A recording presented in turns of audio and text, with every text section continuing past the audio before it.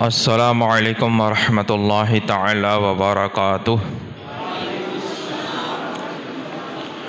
الحمد للہ رب العالمین والصلاة والسلام علی سید المرسلین، اما بعد فاعوذ باللہ من الشیطان الرجیم، بسم اللہ الرحمن الرحیم، انا نحن نزلنا الذکر وانا له لحافظون، آمنت باللہ صدق اللہ مولانا العظیم، ان اللہ وملائکتہ یصلون علی النبی یا ایہا الذین آمنوا صلوا علیہ وسلموا تسلیما، اللہم صل علی سیدنا و نبینا و مولانا محمد معدن الجود والکرم وآلہ وبارک وسلم۔ ابھی تک ہم نے بخاری شریف کی حدیث کی روشنی میں یہ سماعت کیا کہ کس طرح سے مختلف موقعوں پر مختلف وحی نازل ہوتی تھی، اور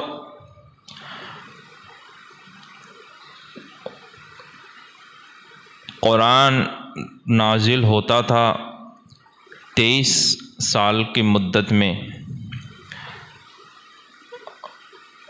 اور باقاعدہ اس میں ایک تربیت کی گئی مسلمانوں کی، صحابہ کرام کی، کہ پہلے ان کے ایمان اور عقیدے کو اللہ و رسول پر ایمان اور آخرت پر ایمان کو مضبوط کیا گیا۔ اس کے بعد احکام کا نزول ہونے لگا،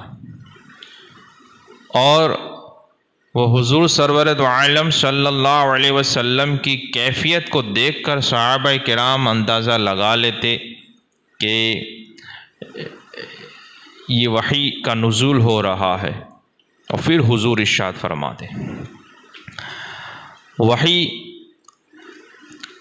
اس طرح سے نازل ہوتی کہ کبھی کسی صورت کی، مثلا سورہ بقرہ کے کچھ آیتیں نازل ہوئی، کوئی حکم دیا گیا، اس کے بعد دوسری جو نازل ہوئی وہ کوئی اور صورت کی کچھ آیتیں نازل ہوئی، اس کے بعد پھر وہ والی صورت کی کچھ آیتیں نازل ہوئی، پھر اس طرح سے مختلف جیسا لوگوں کو ضرورت ہوتی، جیسا ان کی کیپیبلٹی ہوتی، اس اعتبار سے وحی کا نزول ہوتا۔ آپ نے قرآن شریف میں دیکھا ہوگا، شاید نہیں دیکھا ہوگا، آپ دیکھنا چاہیے، میں آپ کو بتاتا ہوں کہاں دیکھنا ہے۔ جب بھی کوئی سورہ کی شروعات ہوگی تو وہاں پہ سب سے پہلے اس سورت کا نام لکھا ہوگا، اور ساتھ ہی ساتھ وہ مکیہ ہے یا مدنیہ ہے وہ لکھا ہوگا۔ اب جب دیکھنا، قرآن شریف اٹھا کے دیکھنا، جیسے سورۃ الفاتحہ مکیہ، سورۃ البقرہ مدنیہ، آئی بات سمجھ میں؟ اس طرح سے جو بھی سورت ہوگی تو وہ سورہ کا نام لکھا ہوگا، بسم اللہ شریف بعد میں آئے گی، پہلے اس کا نام لکھا ہوا آئے گا، اور ساتھ ہی ساتھ مکیہ یا مدنیہ یہ لکھا ہوگا۔ اس کا معنی کیا ہوتا ہے وہ ہم اس سے پہلے بیان کر چکے، سمجھے؟ اب اس کے بعد ایک اور چیز آپ کو دیکھنی ہے، وہ یہ ہے کہ جب بھی سورت کا نام لکھا ہوگا اس کے پہلے اور اس کے بعد بریکٹ میں کچھ نمبر دیے ہوں گے، بریکٹ میں دونوں طرف نمبر ہوں گے، دونوں الگ الگ ہوں گے۔ یعنی جیسے سورہ فاتحہ آپ دیکھیں گے تو اس میں سب سے پہلے جو ہوگا وہ 1 نمبر ہوگا، تو شاید آپ اندازہ لگائیں گے کہ یہ پہلی سورت ہے، اس کا نمبر ہے، لیکن بعد میں جو دوسرا بھی نمبر، جیسا کہ 14 نمبر دیا گیا ہے، تو وہ 14 نمبر لکھا ہوگا، تو وہ کون سا نمبر ہے؟ تو یاد رکھیں اور اس کو سمجھیں کہ قرآن شریف کی جو ترتیب ہے، پہلے سورہ فاتحہ آتی ہے، پھر سورہ بقرہ آتی ہے، پھر سورہ آل عمران آتی ہے، اس کی جو ترتیب ہے، اس کی جو سیکوینس ہے، 1 نمبر وہ ہوتے ہیں، 1 2 3 4 یہ ہوتے ہوتے آخر میں سورہ ناس تک وہ 114 نمبر لکھا آپ کو ملے گا جو سب سے پہلے لکھا ہوگا. تو یہ ترتیب کے اعتبار سے نمبر ہے. اور دوسرا جو بریکٹ میں جو آخر میں لکھا آپ کو نظر آئے گا وہ نزول کے اعتبار سے نمبر ہے کہ یہ سورہ یہ نازل کس نامی صورت نازل ہوئی. تو یہ سب سے پہلی کون سی صورت نازل ہوئی؟ تو وہ پوری صورت نازل نہیں ہوئی، صرف اس کی 5 آیتیں نازل ہوئی. تو وہ سورہ اقرا جو ہے وہ آخر میں آپ 30ویں پارے میں آپ کو نظر آئے گی، آپ اس کی تلاوت وہاں پہ کر سکتے ہیں، اور جس کی آخری آیت میں سجدہ بھی آتا ہے. لیکن ہم نے سب سے پہلا بیان ہی وہیں سے شروع کیا کہ یہ پہلی مرتبہ وحی نازل ہوئی تو حضور نے کیا کیا دیکھا اور کس طرح سے وہ سارے واقعات ہوئے آپ حضرات کو یاد ہوں گے. تو وہ نزول کے اعتبار سے پہلی صورت ہے. اگرچہ پورے صورت نزول کے اعتبار سے پہلی صورت کا مطلب یہ نہیں کہ پوری صورت اس میں ایک ہی وقت میں نازل ہوئی. ایسا نہیں ہوتا تھا کہ ایک ہی صورت پورے کے پوری نازل ہو جائے، ایسا نہیں. ہاں چھوٹی چھوٹی جو صورتیں ہوتی ہیں جو آخر میں جو آتی ہیں تو وہ ہوتی ہیں. ایک سورہ یوسف ہے کہ یہ ایک ہی ساتھ پوری سورہ نازل ہوئی، ورنہ کیا ہوتا تھا کبھی 1 آیت، کبھی 2 آیت، کبھی 5 آیت، کبھی 10 آیت، کبھی اس سے زیادہ، کبھی اس سے کم، وہ اس طرح سے. اور پھر جیسے 10 آیتیں ہیں وہ نازل ہوئی، اب اس کے بعد کی دوسری جو 2-4 آیتیں ہیں تو ایسا نہیں کہ جو 10 کے بعد یہی نازل ہوئی. تو وہ تو ایسی ترتیب کس نے دی؟ تو وہ ایسی ترتیب کیسے دی گئی کہ جب بھی یہ وحی نازل ہوتی تھی تو کئی سارے صحابہ کرام جیسے خلفائے راشدین ہیں وہ حضور کے خاص ہوا کرتے، وہیں پہ انہیں کسی نہ کسی کا رہنا ہوتا تھا. اور دوسری بات میں آپ کو بتاؤں کہ یہ صحابہ کرام کو یہ مت سمجھے، ایک تو وہ تھے کہ جو حضور کی محفل میں حاضر بھی رہتے تھے اور کام کاج بھی کرتے تھے، یہ بھی کمائی بھی کرتے تھے. انصار صحابہ کرام تھے، یہ کھیتی باڑی کیا کرتے تھے، ان کے باغات ہوا کرتے تھے تو وہ بھی کرتے اور حضور کی محفل میں حاضر بھی ہوتے. تو کوئی یہ نہ سمجھے کہ دھندے میں ہم کو ٹائم نہیں ملتا، یہ پہلے سے چلا رہا ہے نا. اور خود حضرت ابو بکر صدیق اور حضرت عمر فاروق اعظم رضی اللہ تعالیٰ عنہ اور کئی سارے صحابہ کرام نے یہ باری رکھی ہوئی تھی. جیسے 2 پڑوسی پاس میں رہتے ہیں یا 2 لوگ ساتھ میں کام کرتے ہیں تو وہ کہتے ہیں کہ ایک دن حضور کی بارگاہ میں تمہیں رہنا ہے، میں کام کروں گا، دوسرے دن میں جاؤں گا، تم کام سنبھالنا. اور پھر جو حضور کی بارگاہ میں حاضر ہوتا جب وہ واپس آتا تو پھر یہ ایک دوسرے سے پوچھ پرچھ ہوتی کہ آج کون سی آیت نازل ہوئی، آج کون سی وحی نازل ہوئی، آج کون سا حکم دیا گیا، آج حضور نے کون سا قانون دیا گیا ہے. کیونکہ اسلام جو آج ہم دیکھ رہے ہیں وہ پہلے ہی دن وہ نہیں تھا. وہ اسٹیپ بائی اسٹیپ جیسے جیسے لوگوں کو سمجھ آتی جاتی، جیسے جیسے لوگوں کو خبر ہو جاتی اور جیسے جیسے موقع آتے اس اعتبار سے. جیسے کہ حج حضور سرور حج کتنا بڑا اہم فرض ہے ہمارے یہاں ہے. آج جس کے پاس پیسہ نہیں ہوتا، جس پر حج فرض بھی نہیں ہوتا، وہ بھی حج کی تمنا کرتا ہے.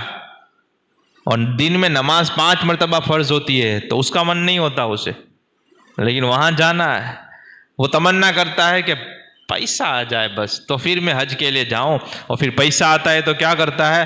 وہ روکان کرتا ہے، پلاٹ لیتا ہے، زمین لیتا ہے، دکانیں لیتا ہے، یہ کرتا ہے وہ کرتا ہے. پھر اب 5 میں سے 10 بنانا ہے، 10 میں سے 20 بنانا ہے. تو اب نماز تو فرض ہے ہر کسی پر، مال ہو یا نہ ہو تو، لیکن حج یہ فرض ہے. لیکن میں آپ سے پوچھ رہا ہوں کہ ہمارے پیارے آقا صلی اللہ علیہ وسلم نے کتنی مرتبہ حج فرمایا تھا؟ کوئی بتائے گا مجھے؟ شاید آپ کو یہ لگتا ہے کہ مکے میں اور مدینے میں رہتے تھے تو پھر وہ ہر سال کرتے ہوں گے اور ایسا ہے نا. حج پہلے تو مکہ شریف میں آپ کی حاضری تھی، پھر جب مدینہ شریف تشریف لے آئے اور جب حج فرض ہوئی حضور صلی اللہ علیہ وسلم نے 1 مرتبہ حج فرمایا، 1 مرتبہ حج فرمایا ہے. تو مدینہ شریف تشریف لائے، پھر بہت سارے واقعات ہوئے. یار ہم سیرت کہاں پڑھ رہے ہیں، ہمیں تو کہانیاں پڑھنی اچھی لگتی ہے.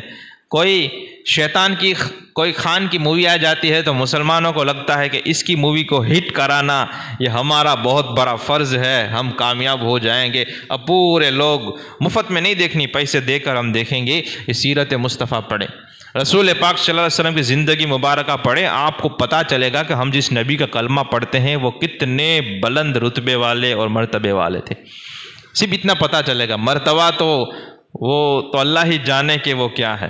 اب دیکھیں، اسی طرح سے جیسے کہا کہ ایک دوسرے سے پوچھا کرتے کہ کیا کوئی حکم آیا، جیسے اس کے پہلے کے بیان میں شراب کے بارے میں بات ہوئی کہ شراب سیدھے حرام نہیں کہہ دیا گیا، پہلے اس کی مذمت آئی، پھر یہ حکم ہوا کہ جب آپ نشے کی حالت میں ہو تو اس حالت میں نماز کے قریب مت جاؤ، ہے نا، آپ کو یاد ہے نا آپ حضرت کو، ہاں اس طرح سے۔ پھر آخر میں کہا گیا کہ شراب و جوئے کو چھوڑ دو، آئی بات سمجھ میں؟ تو اس طرح سے سٹیپ بائی سٹیپ ساری چیزیں ہوتی تھی۔ ایک مرتبہ کیا ہوا کہ ایک صحابی جو ہیں وہ اپنے مکان کو دیوار لیپ رہے تھے، دیوار بنا رہے تھے، لیپ رہے تھے، اور وہ عمارت وہ گھر کا وہ کر رہے تھے، تو وہ کام کر رہے تھے، وہاں سے دوسرے صحابی کا گزر ہوا اور کہاں سلام کلام ہوا، کہاں کیا کوئی نئی خبر ہے، کیا اللہ نے کوئی حکم نازل فرمایا ہے، کیا اللہ کے رسول صلی اللہ علیہ وسلم نے کوئی حکم ارشاد فرمایا ہے؟ کیونکہ اسلام اسی طرح سے ہوتا تھا، روز یا کبھی کچھ وقفے پر کچھ چند دنوں کے بعد کوئی نہ کوئی بات آتی تھی اور اس طرح سے تربیت کی جاتی تھی۔ کبھی کئی ساری چیزیں پہلے اجازت تھی ان کی، بعد میں منع کر دی گئی، کبھی ایسی چیزیں بھی تھی کہ پہلے منع کی گئی، بعد میں ان کی اجازت دی گئی۔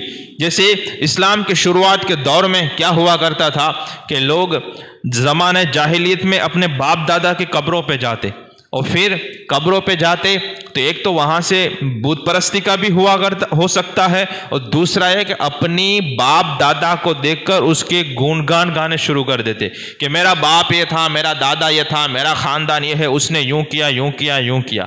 اور مدینہ شریف میں حضور کی تشریف آوری سے پہلے دو قبیلے انصار کے، اوس اور خزرج کے درمیان یہ کئی صدیوں سے لڑائی چل رہی تھی، 200-300 سال تک یہ ایک دوسرے کی لڑائیاں ایک دوسرے سے ہوتی تھی۔ ابھی اپنے باپ دادا کے اور قبیلے کے اور اپنے خاندان کے گون گاتا تو ظاہر سی بات ہے اس نے ان کو مارا، اس کو مارا، اب دوسرے خاندان والا بھڑک جاتا، بولے اب میرے باپ دادا کو تو جانتا نہیں ہے، اب یہ لڑ پڑتے۔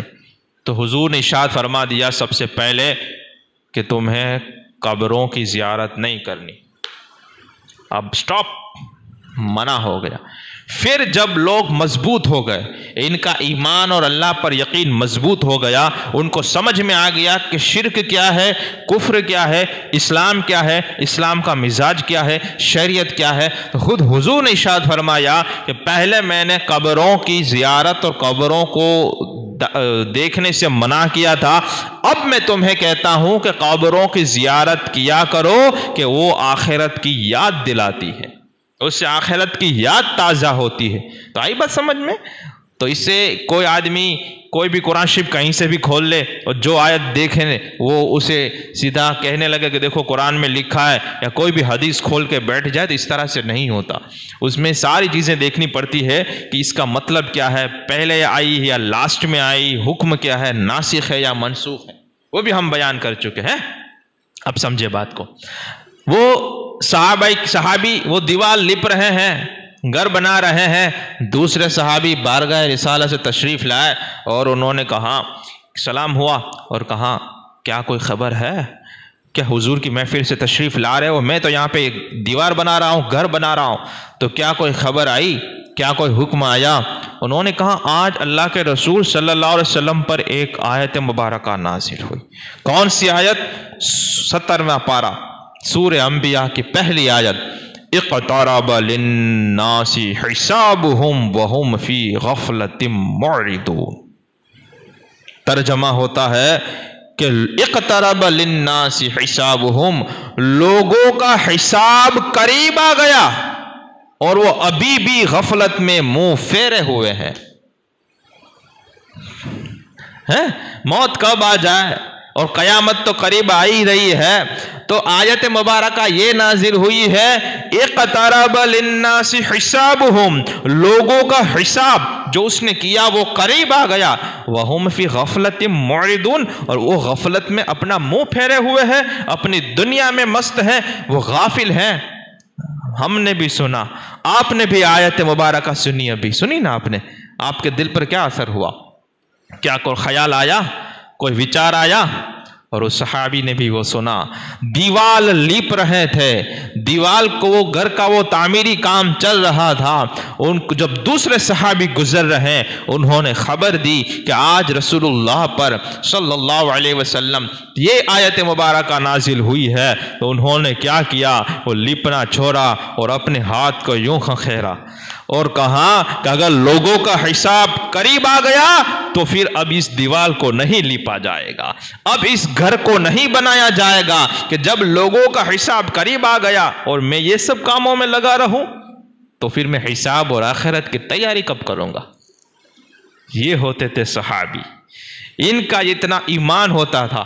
ہمارے لیے آج لمبی چوڑی تقریریں سے نہیں ہوتا کام، اور لوگوں نے آج معلومات کا ذخیرہ بنا لیا ہے، اتنے وہ تقریریں دیکھتے ہیں، سنتے ہیں، وائس کے پروگرام رکھواتے ہیں، سٹیٹس میں رکھتے ہیں، بہت ساری بات کہہ رہی چھے، ارے یہ عمل کرنے کے لیے ہوتا ہے۔ وہ صحابی میں یہی تو فرق تھا۔ آپ کو جان کر حیرانی ہوگی، حضور صلی اللہ علیہ وسلم کا خطبہ یعنی تقریر سمجھ لیں آج کے زمانے کے اعتبار سے، کبھی کبھی صرف ایک یا دو جملوں پر ہوتا۔ آپ ممبر پر تشریف لے جاتے، صرف ایک جملہ بولتے یا دو جملہ بولتے، بس قانون ہو گیا، یہ حکم آ گیا۔ اگر حکم دیا ہے اب سب کریں گے، منع کیا ہے سب رک جائیں گے۔ یہی تو ایمان ہے، یہی تو عقیدہ ہے، اور یہی تو اسلام ہے کہ حضور جو ارشاد فرما دے وہ پھر ہو جائے۔ تو جب بھی کوئی وحی نازل ہوتی، حضور سرور دو عالم صلی اللہ علیہ وسلم، پہلے تو وہ بیان ہوا کہ وہ اپنی زبان کو حرکت دیتے، اللہ تعالیٰ نے آیت نازل فرمائے وَلَا تُحَرِّكْ بِهِ لِسَانَكَ لِتَعْجَلَ بِهِ، کہ آپ جلدی نہ کریں اور اپنی زبان کو یہ مشقت نہ اٹھائیں، آپ تکلیف نہ اٹھائیں۔ کیوں؟ اِنَّ عَلَيْنَا جَمْعَهُ وَقُرْآنَهُ، کہ قرآن کو جمع کرنا بھی ہماری ذمہ داری ہے، اور اس کی قرأت کروانا اور اس کو جاری کرنا، اس کو باقی رکھنا بھی ہماری ذمہ داری ہے۔ اور سورہ حجر کی آیت میں فرمایا اِنَّا نَحْنُ نَزَّلْنَا الذِّكْرَ، بے شک ہم ہی نے یہ قرآن کو نازل فرمایا ہے، وَإِنَّا لَهُ لَحَافِظُونَ، اور ہم ہی اس کی حفاظت فرمانے والے ہیں۔ اگلے انبیاء کرام کی جو کتابیں نازل ہوتی تھی ان پر تو ان کی ذمہ داری اللہ نے اپنے اوپر نہیں لی تھی، لوگوں کے سپرد تھی، امت کے سپرد تھی، تو پھر امت حفاظت نہیں کر پائی اور بہت خلط ملط کر دیا، ادھر ادھر کر دیا۔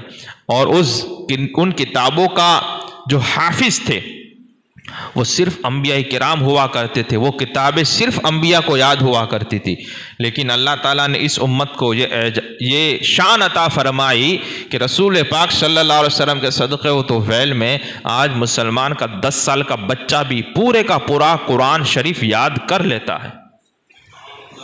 اگر ہماری بستی میں اگر 60 سال کا بوڑھا قرآن نہیں پڑھ سکتا تو یہ ہماری کمزوری ہے، ورنہ انٹرنیشنل لیول پر، بلکہ اگر اس شہر سے باہر بھی آپ چلے جائیں تو آپ کو چھوٹے چھوٹے بچے جس کو ابھی تک مونچھ کا دورہ بھی نہیں آیا ہوتا، قرآن پورا پڑھنا نہیں، پورے کا پورا قرآن شریف یاد ہوتا ہے، اس کو حافظ کہتے ہیں۔ آج یہ اللہ تعالیٰ نے وہ عطا فرمایا اور خود فرما رہا ہے وَلَقَدْ يَسَّرْنَا الْقُرْآنَ، کہ بے شک ہم نے قرآن کو آسان بنایا، فَهَلْ مِن مُدَّكِرٍ، تو ہے کوئی یاد کرنے والا، ہے کوئی اس سے نصیحت حاصل کرنے والا؟ تو جب اللہ تعالیٰ نے آسان فرما دیا تو ہر کسی کو یاد ہو جاتا ہے۔ اب سنیں، ایک مناظرہ ہو رہا تھا، ہمارے سنی عالم تھے، سامنے پنڈت تھا، پنڈت آیا اور کہنے لگا کہ دیکھو تم مسلمان ہو، ہم تو یہ ہیں وہ ہیں، مجھے تمہارا پورا قرآن شریف یاد ہے، کیا تمہیں ہماری رامائن یا گیتا یا مہا بھارت یا کوئی وید یا پران یا اپنشد تمہیں کچھ یاد ہے؟ ہمارے علماء تو پھر علماء ہوتے ہیں. انہوں نے کہا یہی تو ہمارے قرآن کی خوبی ہے اور اسلام کی خوبی ہے کہ اس پر ایمان لانے والے تو کیا اس کے دشمنوں کو بھی یاد ہو جاتا ہے. اور ہم تم سے پوچھتے ہیں کیا تمہیں پورا اپنشد یاد ہے؟ کیا تمہیں پوری گیتا یاد ہے؟ اب وہ خاموش ہو گیا کہ اس نے دعویٰ تو کر دیا کہ قرآن پورا یاد ہے لیکن خود اپنی کتاب پوری یاد نہیں تھی. وہ کچھ شلوک اس نے یاد کیے ہوئے تھے. بس یہ حقیقت ہے.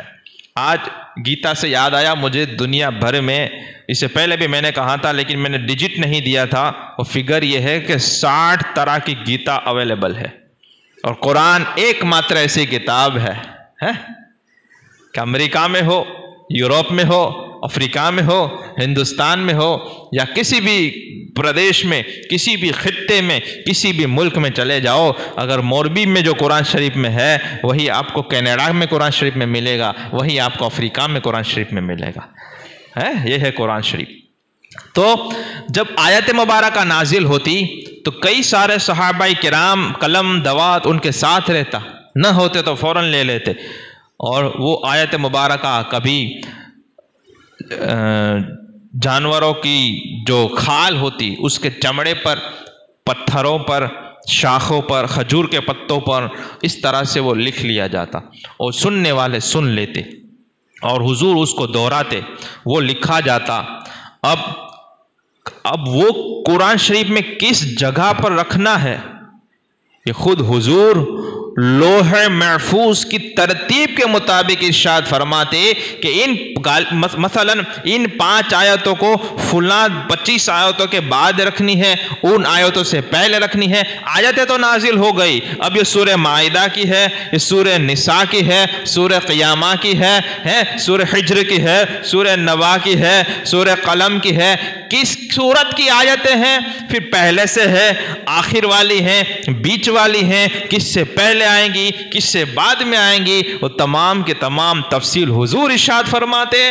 پھر صحابہ کرام اسی کے مطابق لکھ لیا کرتے، اسی کے مطابق یاد کر لیا کرتے. پھر اب یہ تو ہو گیا پہلا سبق. پھر جب نماز پڑھی جاتی حضور اسی ترتیب سے جس طرح سے نازل ہوا وہ والا نہیں کہ پہلے نازل ہوا اس کو پہلے پڑھا، بعد میں نازل ہوا اس کو بعد میں پڑھا، ایسے نہیں. جو لوح محفوظ میں جس طرح سے قرآن ہے جو ابھی ہم دیکھ رہے ہیں اس کے مطابق تلاوت فرمایا کرتے تھے اور صحابہ کرام اسی کے مطابق یاد کر لیا کرتے تھے. اور پھر فرماتے ہیں، ابن عباس کی روایت میں ہے بخاری شریف میں، کہ کان النبی صلی اللہ علیہ وسلم اجود الناس وکان یکون اجود فی شہر رمضان حین یلقاہ جبریل. اور حضور حضرت ابن عباس رضی اللہ عنہ فرماتے ہیں کہ رسول اللہ صلی اللہ علیہ وسلم لوگوں میں سب سے زیادہ سخاوت فرمانے والے تھے. سب سے اجود الناس، سب سے زیادہ آپ لوگوں میں سخی تھے. اور آپ کی سخاوت یہ تو ہر روز کے لیے ہے، لیکن سب سے زیادہ، بہت زیادہ آپ اس وقت سخی ہو جاتے جب آپ رمضان کے مہینے میں حضرت جبریل علیہ السلام سے ملا کرتے تھے. اور پھر آگے فرماتے ہیں جبریل کیوں ملتے تھے؟ ویسے تو وحی لے کر وہی آتے، وحی لے کر وہی آتے تھے. دیکھو یہ مخارج کا فائدہ اور یہ مخارج کا امپورٹنس. ایک ہے وحی، ہاں، اور ایک ہے وحی. تو وحی لے کر وہی آتے تھے. تو یہ حضور سرور دو عالم صلی اللہ علیہ وسلم کے پاس روزانہ رات کو رمضان کے مہینے میں جبریل علیہ السلام آتے اور جتنا قرآن نازل ہوتا اس کو نزول کے اعتبار سے نہیں، وہ جو ابھی ہم ترتیب دیکھ رہے ہیں، قرآن کی سیکوینس دیکھ رہے ہیں، اس کے مطابق یہ حضرت جبریل علیہ السلام اور رسول پاک صلی اللہ علیہ وسلم قرآن کا دور کیا کرتے. یہ پڑھتے تو یہ سنتے، اور یہ پڑھتے تو یہ سنتے. اللہ اکبر. ابن عباس فرماتے ہیں جب جبریل علیہ السلام سے ملاقات ان کی ہوتی تو ان کی سخاوت اور بڑھ جاتی. اور رمضان میں تو یہ تو فرمائے کہ اجود الناس، سب سے زیادہ سخی وہی تھے، لیکن فرماتے ہیں کہ رمضان میں حضور صلی اللہ علیہ وسلم کی سخاوت کا عالم یہ تھا کہ تیز چلنے والی ہوا سے بھی زیادہ یہ سخاوت فرمایا کرتے. اور پھر ان کے صدقے میں امت کا بھی اسی طرح کا انداز آپ کو ملے گا کہ جو کوئی بھی پورے سال دیتا لیتا رہتا ہے لیکن رمضان میں کچھ زیادہ ہی دیا کرتے ہیں. ہمیں خود ایسا ہوتا ہے کہ ہم کریں کچھ نیکی. اور اسی طرح سے جیسے جبریل علیہ السلام تشریف لاتے اور رسول پاک صلی اللہ علیہ وسلم قرآن کا دور سنا کرتے اور کہا کرتے، اسی طرح سے آج بھی پوری دنیا میں رمضان کے مہینے میں حفاظ کرام قرآن شریف کے جو حافظ ہوتے ہیں وہ روزانہ قرآن شریف کا دور کیا کرتے ہیں. 1 پارہ 1.5 پارہ 2 پارہ اور پورے رمضان میں قرآن شریف کا ختم کیا کرتے ہیں. آج تک یہ سلسلہ چلا آ رہا ہے. تو آپ سمجھ رہے ہو ہم تک پہنچا. یہ صرف ایک مرتبہ نہیں ہوا کہ حضور نے ایک مرتبہ ارشاد فرما دیا کہ اس کو یہاں رکھو، اس آیت کو یہاں رکھو، اس آیت کو وہاں رکھو، یہ ہو گیا. نہیں، ان بات کی بار بار تکرار ہوا کرتی تھی، بار بار تکرار ہوا کرتی تھی. کیسے ہوتی تھی کہ ایک تو یہ کہ جبریل علیہ السلام ہر سال رمضان کے مہینے میں رات کو تشریف لاتے اور یہ دور ہوتی. اور جس سال میں حضور صلی اللہ علیہ وسلم نے پردہ فرمایا اس سال کے مطابق روایت ہمیں ملتی ہے کہ ہر سال رمضان میں 1 مرتبہ دور ہوتی، اور جس سال حضور نے پردہ فرمایا اس سال 2 مرتبہ دور کی تھی. اور اسی طرح ہر سال رسول پاک صلی اللہ علیہ وسلم رمضان میں 10 دن کا اعتکاف فرماتے، اس سال آپ نے 20 دن کا اعتکاف فرمایا تھا. ہائی بس سمجھ میں آخر میں. اور پھر نماز میں اسی ترتیب سے پڑھا جاتا تھا، اسی ترتیب سے جیسے ہم آج دیکھ رہے ہیں. لیکن یہ جو کتاب کی شکل میں ہم دیکھ رہے ہیں، ایک ہی جگہ پہ دیکھ رہے ہیں، ایسا نہیں تھا. ایسا نہیں تھا. کیوں کہ قرآن کا مطلب ہی ہوتا ہے جس کو پڑھا جاتا ہو، جس کو زبان سے ادا کیا جاتا ہو. قرات سے آیا تو وہی تو وہ پڑھتے تھے. اب جو نئے مسلمان ہوتے یا جو بچے بڑے ہوتے تو ان کو قرآن کیسے سکھاتے تھے؟ آج ہم کیسے سکھاتے ہیں؟ سامنے قاعدہ رکھ دیتے ہیں یا قرآن شریف رکھ دیتے ہیں، پھر استاذ پڑھاتا ہے اور سامنے والا وہ پڑھتا ہے، یہ دوڑاتے ہیں، پھر وہ پڑھتا ہے تو یہ سنتے ہیں، پھر کریکشن کرتے ہیں. ایسا ہوتا ہے نا. اس زمانے میں اس طرح سے نہیں ہوتا تھا. اس طرح کیسا ہوتا تھا کہ جس کو قرآن سیکھنا ہوتا وہ حضور سرکار دو عالم صلی اللہ علیہ وسلم کے پاس یا تو دیگر صحابہ کرام کے پاس ہوتے، پھر یہ پڑھتے، وہ صرف سنتے اور پھر وہ پڑھ کے سناتے. صرف یہ زبان سے ایک دوسرے کو سکھاتے. اور کتنا آہستہ سکھاتے آپ کو پتہ ہے. آج تو ہمارے پاس لوگ آتے ہیں کہ 1 سال میں ختم کروا دو، یعنی ختم، بالکل ختم کر دینا ہے اس کو. اور ایسا ختم کرتا ہے کہ پھر وہ زندگی بھر نہیں پڑھتا.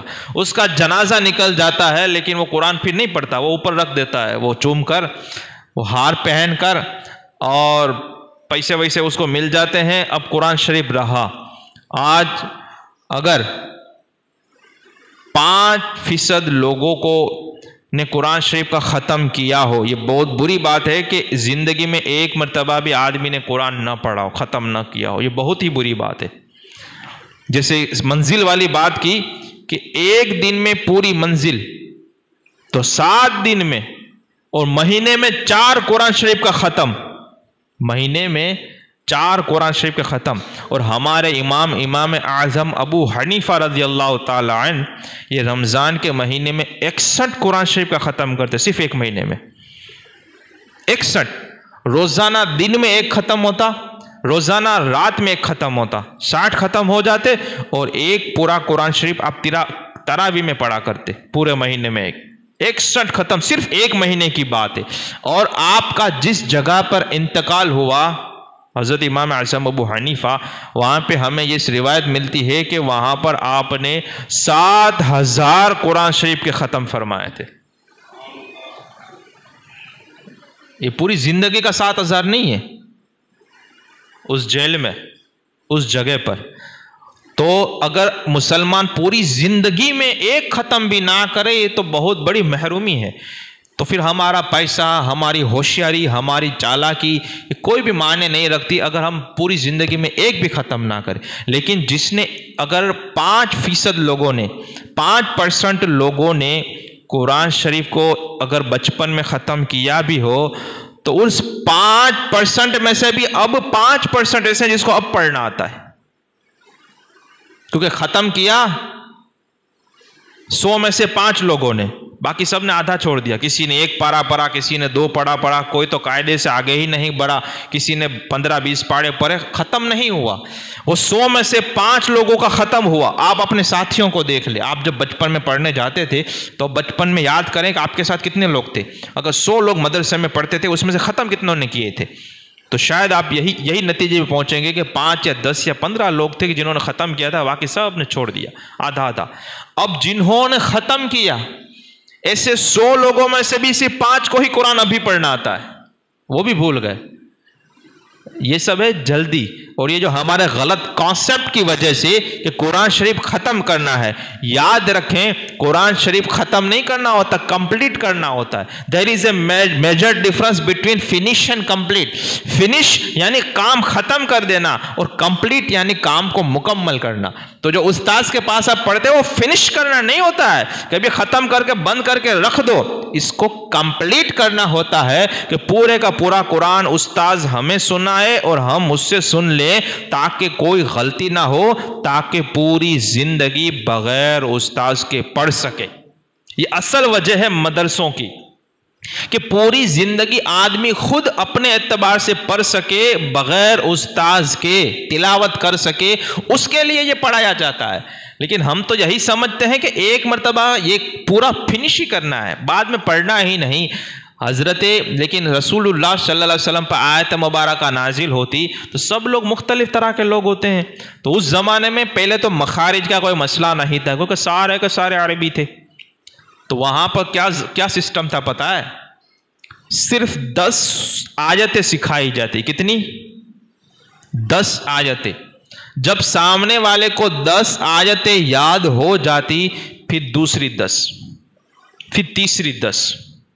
حضرت عبداللہ بن مسعود رضی اللہ تعالی عنہ فرماتے ہیں کہ میں نے 70 سے زیادہ 70 سے زیادہ صورتیں رسول اللہ سے سیکھی ہوئی ہے، اور خود رسول اللہ نے ارشاد فرمایا کہ قرآن تمہیں سیکھنا ہے تو 4 لوگوں سے سیکھو۔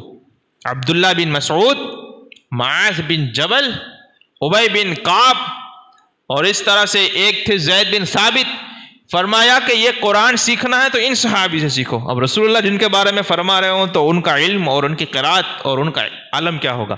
اور پھر ابھی تو جو ہم دیکھ کے پڑھتے ہیں وہ صرف تلاوت کرنا آتا ہے، اس کا معنی، مطلب، اس کا حکم، اس سے کیا ثابت ہوتا ہے، اس سے کیا جائز ہوا، کیا ناجائز ہوا، کیا حلال ہوا، کیا حرام ہوا، کیا فرض کے حکم میں آئے گا، کس کا کیا کیا مطلب نکلتے ہیں، وہ تو ہم نہیں سمجھ رہے ہیں، لیکن وہ سمجھ جانا ہوتا تھا۔ وہ جب پڑھتے تھے اور حضور اگر 10 آیتیں سکھاتے تھے تو اس کے جتنے بھی یہ پارٹس جو نکلتے، جس کو آج کل تفسیر میں جو ہم عشاء کے بعد بیان کرتے ہیں، تو لوگوں کے پاس وہ بھی وقت نہیں، نہ پڑھنے کا وقت، نہ تفسیر سننے کا وقت۔ پتہ ہے کیوں؟ کیونکہ ان کو لگتا ہے کہ اسپاں کے بدی خبر ہے، مولانا ساری محنت کرن تھا وہاں کے بدی خبر ہے۔ ابھی پوچھ لوں گا نماز کے واجبات کتنے ہیں، اتنی بدی نہیں خبر، تو پھر سیکھنے تو پڑھنے یار۔ قرآن مسلمان نہیں سیکھیں گے تو کون سیکھے گا پھر؟ نا، مسلمان نہیں سیکھیں گے تو کافر سیکھ رہے ہیں، مشرک سیکھ رہے ہیں۔ کتنے سارے قرآن کو بدنام کرنے کے لیے، اسلام پر کیچڑ اچھالنے کے لیے کتنے ہی مرد اور عورت، چاہے وہ عیسائی ہو یا ہندو ہو، جو قرآن کے ترجمے اور تفسیر لے کر بیٹھے، اس لیے کہ پھر ہم اس کے کلپس بنائیں گے، ویڈیو بنائیں گے، اسلام کو بدنام کریں گے۔ دیکھو دیکھو کتنا گندا لکھا ہے، یہ لکھا ہے، وہ لکھا ہے، وہ لکھا ہے۔ قرآن پڑھنا شروع کیا، دین کی دنیا بدل گئی، کلمہ پڑھ کے مسلمان ہو گئے۔ یہ میں گپے نہیں مار رہا ہوں، آپ کو بھی کچھ نہ کچھ تو اس سلسلے معلوم ہوگا. کئی سارے مشرکین، کئی سارے وہ ہیں جنہوں نے اپنا ایمان ظاہر کر دیا، اور اکثر وہ ہیں جنہوں نے اپنا ایمان ظاہر نہیں کیا لیکن مسلمان ہو گئے، بتوں کو بھی توڑ دیا، اپنے گھروں سے بتوں کو بھی نکال لیا، بت پرستی چھوڑ دی، اتنے پکے مسلمان ہو گئے کہ یہاں تک کہ اب تو آن لائن زمانے میں آن لائن قرآن مخارج کے ساتھ سیکھ بھی لیتے ہیں اور تہجد تک کی پابندی کرتے ہیں، رمضان کے روزے بھی رکھتے ہیں اپنے گھر والوں سے چھپ کر، 5 وقت کی نمازیں بھی پڑھتے. یہ ہندوستان کی میں باتیں کر رہا ہوں. اسی لیے تو یہ لوگ ٹی وی پہ چلاتے ہیں اسلام کے خلاف. آپ کو لگتا ہے کہ ہم نے ان کا کچھ بگاڑا نہیں، ہم تو خود نماز نہیں پڑھتے، یہ مسجدوں پر اٹیک کیوں کرتے ہیں، مدرسوں پر اٹیک کیوں کرتے ہیں؟ ارے ان کے گھروں میں سے لوگ ایمان لانا شروع کر دیے ہیں، اور یہاں پہ مسلمان پتے کھیلنے میں سے اونچا نہیں آتا، مذاق اڑانے میں سے اونچا نہیں آ رہا ہے. تو اللہ کو کوئی ضرورت نہیں ہے، ہماری اسلام کو ہماری ضرورت نہیں ہے، ہمیں اسلام کی ضرورت ہے، ہمیں ضرورت ہے اللہ کی، ہمیں ضرورت ہے قرآن کی. ورنہ اسلام، اللہ تعالیٰ خود قرآن شریف میں فرماتا ہے کہ اگر تم یہ وفاداری نہیں کر پاؤ گے، اگر تم اسلام پہ ڈٹے نہیں رہے، اللہ اور اس کے رسول کی اطاعت و فرما برداری نہیں کی، تو اس کا مفہوم میں بیان کر رہا ہوں، اللہ تعالیٰ تمہارے بدلے میں وہ قوم لے کر آئے گا جس کی شان یہ ہوگی کہ یحبہم، اللہ تعالیٰ ان سے محبت فرمائے گا، یحبون اللہ، وہ اللہ سے محبت فرمائیں گے، اور کسی بھی برا بھلا کہنے والے کی برائی بھلائی کو نہیں سنیں گے، پھر ملامت کرنے والے کی ملامت کو نہیں دیکھیں گے. جو اللہ اور اس کے رسول کا حکم ہوگا، شریعت کا حکم آج عمل کرتے ہیں تو لوگ تانا دیتے ہیں نا. جیسے آج جمعہ میں سنا کوئی داڑھی رکھاتا ہے تو لوگ اس کا منہ بگاڑ کے ایسی ویسی بول لیتے ہیں. کوئی نماز پڑھتا ہے، کوئی آتا ہے تو جیسے کوئی اسلام پر چلنا شروع کیا تو لوگ مذاق کرتے ہیں، 100 چوہیں کھا کر بلی حج کو چلی، مذاق اڑاتے ہیں. اور میں یہی جواب دیتا ہوں، میں آپ لوگوں کو بھی یہی کہتا ہوں کہ اگر آپ کو کوئی یہ کہے کہ ہمیں خبر ہے ریوا دینے تو ہمیں بدعا کرے، تو سوال یہ ہے 100 چوہیں کھا کر بلی حج کو چلی، میں کہتا ہوں 100 چوہیں کھانے کے بعد حج کو تو چلی کہ نہیں چلی؟ اور تو ابھی تک چوہیں ہی کھا رہا ہے، تو ابھی تک اپنی غلط بات پہ اڑا ہوا ہے، یہ غلط بات ہے. میں کہتا ہوں اگر آپ کو مرنے سے پہلے تک ایمان اور مرنے سے پہلے غرغرے سے پہلے تک توبہ اگر معتبر ہے تو جب بھی آدمی سدھرے وہ کام کا ہے، جب بھی پلٹ آئے، جب بھی سدھر جائے، جب بھی بری باتوں کو چھوڑ دے تو اس کو گلے لگانا ہے، وہ پھر ہمارا ہی ہے. ارے کافر ہے، حضور کو جو قتل کر کے نکلے، شہید کرنے کی نیت سے نکلا ہو اگر کوئی ہے، حضرت عمر کہاں کہ میں 40واں مسلمان نہیں ہونے دوں گا. آج ہمارا بھائی نماز نہیں پڑھتا یا شرابیں پیتا ہے یا کوئی گندا کام کرتا ہے، کم سے کم وہ ایسی باتیں تو نہیں کر رہا ہے. وہ تو نکلے تھے کہ مسلمان ہونے ہی نہیں دوں گا 40واں، اور جب تک حضور رہے تب تک مسلمان ہوتے رہیں گے. انہوں نے کہا میں انہی کو شہید کر دیتا ہوں کہ پھر آگے سلسلہ ہی نہ چلے، لیکن خود 40 میں مسلمان ہو گئے، خود کلمہ پڑھ کے 40 میں مسلمان ہو گئے. کس کو کیا سن کر؟ قرآن ہی تو سنا تھا، لیکن جب وہ اسلام لائے تو حضور صلی اللہ علیہ وسلم نے یہ بدلے کی بات کی؟ کیا ان کو ڈانٹا؟ کیا کیا؟ انہوں نے کہا کہ عمر ایسا جھٹکا دیا. وہ کہتے ہیں کہ میں اتنا پہلوان اور اتنا سخت کہ عرب اور قریش مجھ سے کامتا تھا. یہ نبوت کا ایسا یہ جوش تھا اور ایسا وہ جذبہ اور رعب تھا کہ میں اندر تک ہل گیا. اتنی بات سے میں اتنا اندر تک ہل گیا. اور جب کلمہ پڑھا اور حضرت رسول پاک صلی اللہ علیہ وسلم دار الارقم میں تھے، انہوں نے نعرہ لگایا اور ایسا نعرہ لگایا اور حضور اتنے راضی ہوئے. ہم نعرہ لگاتے ہیں، وہاں حضور نے نعرہ لگایا اور اللہ اکبر کی ایسی تھی کہ صحابہ کرام کہتے ہیں کہ اس سے پہاڑیاں گونجنے لگی. تو 100 چوہیں کھا کر اگر بلی حج کو جاتی ہے تو پھر جانے دو، بیچ میں آپ اس کو ڈیمیج مت کرو. تو میں یہ کہہ رہا ہوں کہ آج اگر مسلمان سدھرتا بھی ہے تو لوگ اس کو ڈیمورلائز کرنے کی کوشش میں لگے رہتے ہیں، لیکن وہاں پر دوسرے لوگ جو آج تک اسلام کی مخالفت میں تھے، یہ قرآن پڑھ پڑھ کے مسلمان ہو رہے ہیں، ایمان لا رہے ہیں. حالانکہ اس میں ہم کچھ کر ہی نہیں رہے. ہم تو الٹا ہماری وجہ سے لوگ اسلام لانے سے رک رہے ہیں، ہماری حرکتیں ایسی ہیں۔ اللہ تعالیٰ مجھے اور آپ کو عمل کی توفیق عطا فرمائے۔ تو اس زمانے میں یہ اگر 10 آیتیں سکھاتے تو پھر ان کو ترجمے کی ضرورت نہیں رہتی تھی کیونکہ وہ عربی تھے، لیکن اگر اس میں بھی بہت ساری باریکی بات نکلتی تھی، کئی سارے فصاحت اور بلاغت کے معاملات تھے، وہ حضور وہاں پہ تفسیر فرماتے، ان کے احکام بیان کرتے۔ آپ کو پتہ ہے یہی حضرت عمر فاروق اعظم رضی اللہ تعالی عنہ قرآن شریف کی ایک سورت سورہ بقرہ جس کو آج لوگوں نے پیسہ کمانے کا ذریعہ سمجھ لیا ہے، لوگ دھندا نہیں چلتا بولے سورہ بقرہ بڑھاؤ، دکان میں برکت چاہے سورہ بقرہ بڑھاؤ، اور کسی باپو مولوی کو پکڑ لیا اب 100 200 500 روپے دیے سورہ بقرہ بڑھاؤ، برکت۔ میں نے کہا سورہ بقرہ اس لیے نازل ہوئی تھی کہ تیرے جیسا آدمی جو جمعہ تک نہیں پڑھتا اس کے گھر میں برکت ہوگی ہی نہیں برکت۔ سورہ بقرہ جو 40 رکوع 286 آیتیں ہیں، 2.5 پارے کی سورت ہے، پہلے سورہ فاتحہ کے بعد وہی شروع ہوتی ہے۔ حضرت عمر فاروق اعظم جب جناب رسول پاک صلی اللہ علیہ وسلم سے، پہلے یاد رکھیں سیکھنے والا کون ہے، جس کا نام ہم لائق نہیں کہ ایسے شخصیت کا نام بھی لیں، یہ تو حصول برکت کے لیے اور غلامی میں اور محبین میں اپنا نام لکھانے کے لیے ان بڑے بڑے کا نام ہم لے لیتے ہیں۔ وہ شخصیت حضرت عمر فاروق اعظم رضی اللہ عنہ، جن کے بارے میں رسول اللہ فرماتے ہیں کہ میرے بعد اگر کوئی نبی ہوتا تو عمر ہوتا۔ اور ایک روایت تو ابھی میں نے پڑھی 2-4 دن پہلے کی، شاید کل ہی پرسوں ہی میں نے روایت پڑھی، حضور فرماتے ہیں اگر میں نبی بنا کر نہ بھیجا جاتا تو عمر کو بھیجا جاتا۔ کتنی کیا بڑی شان ہوگی ان کی۔ وہ حضرت عمر فاروق اعظم رضی اللہ عنہ۔ اور سکھانے والا کون؟